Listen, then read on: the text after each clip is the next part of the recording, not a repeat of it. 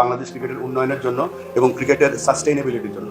তো আমি আশা করব যে আমরা একটা দল হিসেবে কাজ করব। দর্শক, চরম লজ্জার রেকর্ড করলো বাংলাদেশ। হোয়াইট ওয়াশটা আর ঠেকানো গেল না। পাকিস্তানের কাছে সিরিজের তৃতীয় টি-20তে 7 উইকেটে হেরেছে বাংলাদেশ। এই হারের ফলে 3-0 ব্যবধানে সিরিজ হেরে হোয়াইট ওয়াশের স্বাদ পেল টাইগাররা। পাকিস্তানের হয়ে দারুণ এক সেঞ্চুরি হাঁকিয়েছেন মোহাম্মদ হারিস। আর বাংলাদেশের এমন বাজে অবস্থা দেখে সংবাদ মাধ্যমে নতুন বিসিবি আমিনুল ইসলাম বুলবুল বলেন, এইসব গাদাগুলোকে জাতীয় দলে আর রাখা যাবে না। এখন থেকে যারা পারফর্ম করবে তাদেরই জাতীয় দলে সুযোগ দিতে হবে, কারণ এরা দেশের ক্রিকেট নিয়ে ছেলে খেলা করে। সুতরাং পারফর্ম করা ছাড়া কাউকে আর সুযোগ নয়।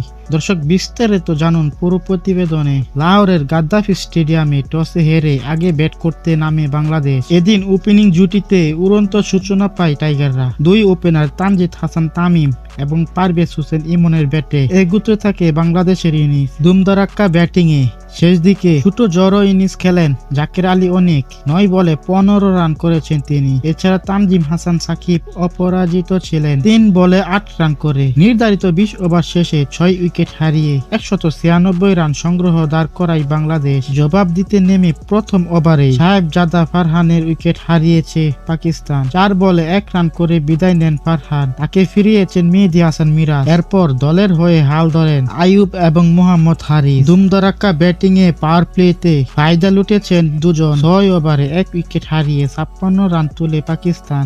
এরপর থেকে হারিস দলকে রেখেছিলেন সঠিক পথে, যার ফলে শেষ মুহূর্তে হেসে খেলে খুব সহজেই জয় পায় পাকিস্তান।